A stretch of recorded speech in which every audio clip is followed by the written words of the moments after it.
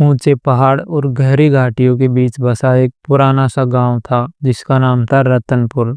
रतनपुर अपनी खूबसूरती के लिए दूर दूर तक मशहूर था। हर सुबह बादलों की धुंध गांव को सफेद चादर की तरह ढक लेती और शाम को सूरज की नारंगी किरणें पहाड़ों को सुनहरा रंग दे देती। पर इस खूबसूरती के बीच एक आदमी था जिसकी जिंदगी दर्द और अकेलेपन का दूसरा नाम थी। उसका नाम था अरविंद। अरविंद गांव का सबसे मेहनती लेकिन सबसे गरीब आदमी था। उसके पास ना कोई खेत ना कोई बड़ा घर, बस गांव के बाहर एक टूटे बिखरे घर में वह अकेला रहता था। कुछ साल पहले उसे अपनी पत्नी और बेटे को एक हादसे में खो दिया था। उसके बाद से वह हर दिन लकड़ी काटने जंगल जाता और शाम को थका हारा लौट आता। एक सुबह जब अरविंद जंगल में अंदर तक चला गया, जितना पहले कभी नहीं गया था, उसे अचानक एक अजीब सी गुफा दिखाई दी। गुफा से ठंडी हवा निकल रही थी और अंधेरा ऐसा था मानो सदियों से कोई रोशनी वहां पहुंची ना हो। फिर भी अरविंद को महसूस हुआ कि अंदर कोई उसे बुला रहा है। एक आवाज बहुत हल्की पर बहुत आकर्षक। कौन है? अरविंद ने हिम्मत बटोर कर पूछा। गुफा के अंदर एक नीली सी रोशनी चमकी और फिर धीरे धीरे एक आकृति बनने लगी। एक औरत की आकृति। वह हवा जैसी हल्की और चमकदार थी। उसका चेहरा बहुत सुंदर था, लेकिन उसकी आंखों में अनंत दर्द छुपा था। वह बोली, मेरा नाम सयानी है। मैं इस दुनिया की नहीं हूँ, मैं एक भटकती आत्मा हूँ। अरविंद सन्न रह गया, पर किसी अजीब कारण से उसे डर नहीं लगा, बल्कि उसके दिल का खालीपन जैसे इस आत्मा की ओर खिंच गया। सयानी ने कहा, मैं इस गांव की थी, पर मुझे मेरे ही परिवार ने धोखे से मार दिया। इस गुफा में मेरा प्यार अधूरा रह गया। मेरी अधूरी मोहब्बत ही मुझे यहाँ बांधी हुई है। कोई मुझे समझ नहीं पाया, कोई मुझे सुनने वाला नहीं था।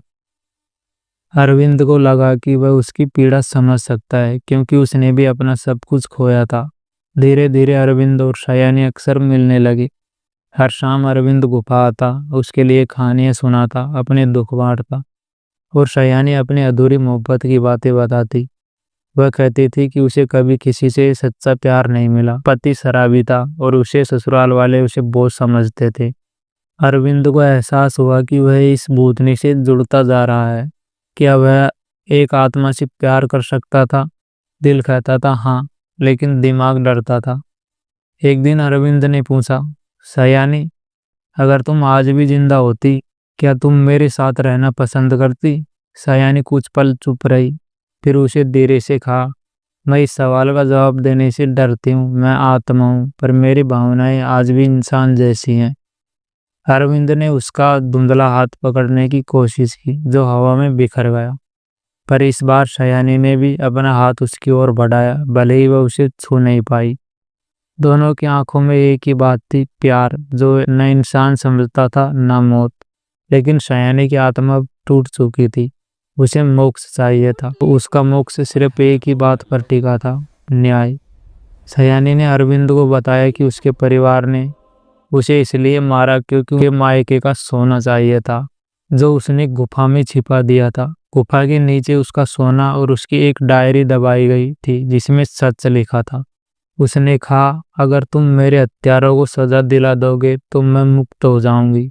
अरविंद ने थरथराती आवाज में कहा, मैं वादा करता हूँ, मैं तुम्हें मोक्ष दिलाकर रहूंगा। अगले ही दिन वह उस गांव के सरपंच जयपाल सिंह और पुरोहित शर्मानंद जी के पास पहुंचा। पहले उन्होंने अरविंद की बात पर विश्वास नहीं किया, पर अरविंद की आंखों में सच्चाई थी और उसकी आवाज में प्रेम की हल्की थरथराहट थी। अगली सुबह खुदाई शुरू की गई और कुछ घंटों में गुफा से सोने से भरा मटका और सयानी की डायरी निकल आई। डायरी के पन्नों में दर्द, अत्याचार और उसकी हत्या का पूरा सच लिखा था। गांव स्तंभ रह गया। सयानी के परिवार, उसकी सास, उसका पति और देवर जो को गिरफ्तार कर लिया गया, लेकिन इस फैसले ने गांव में बवाल मचा दिया। कुछ लोग बोले, अरविंद ने सोने के लालच में ये कहानी बनाई। ये सब झूठ है। अरविंद पर झूठे आरोप लगे, उसकी झोंपड़ी जला दी गई, उसे चोर धोखेबाज खा गया। अरविंद टूट गया। वह गुफा में जाकर जोर जोर से रोने लगा।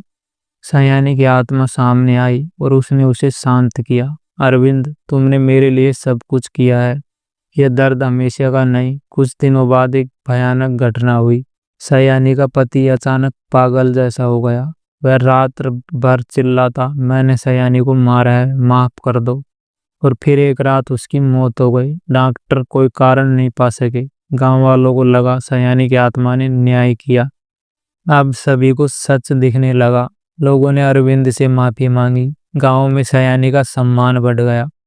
फिर सरपंच ने कहा सयानी की याद में मंदिर बनाया जाएगा और वह मंदिर औरतों की सुरक्षा और सम्मान का प्रतीक होगा।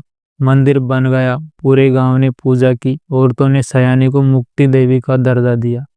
लेकिन जैसे ही यह सब पूरा हुआ, सयानी की आत्मा धुंधली होने लगी। अरविंद गुफा में भागा। सयानी, नहीं तुम मत जाओ, उसकी आवाज टूट रही थी। सयानी मुस्कुराई। उसमें प्रेम भी था और विदाई भी। अरविंद, अब मेरा बंधन टूट गया है। तुम्हारा प्यार ही मेरी मुक्ति बना। पर मैं इस दुनिया से तुम्हारे साथ नहीं रह सकती। अरविंद के आंसू गिरते रहे। सयानी ने आखिरी बार कहा, मैंने तुम्हारे लिए कुछ छोड़ा है गुफा के कोने में, उसे अपनाओ। और एक वादा करो, किसी भी औरत के साथ अन्याय होने मत देना। सयानी की रोशनी ऊपर उठने लगी। धुंध हवा में घुल गई और गुफा में बस एक मधुर सुगंध रह गई, मानो किसी ने प्यार की आखिरी सांस छोड़ दी हो। अरविंद ने गुफा खोजी और उसे एक छोटा मटका मिला। उसमें सोने के सिक्के थे, पर अरविंद ने वह सब सरपंच को दे दिया और कहा, इससे गांव की औरतों के लिए विद्यालय बनाओ, एक चिकित्सक केंद्र बनाओ और सब करो जो सयानी चाहती थी। गांव बदल गया। औरतों की आवाज बुलंद हुई। अत्याचार रुकने लगा। सम्मान बढ़ने लगा। और अरविंद, वह हर शाम मंदिर के बाहर बैठकर उस हवा को महसूस करता जो कभी सयानी थी। उसके दिल में प्रेम बचा रहा, लेकिन अब उसका स्वरूप मोक्ष बन चुका था।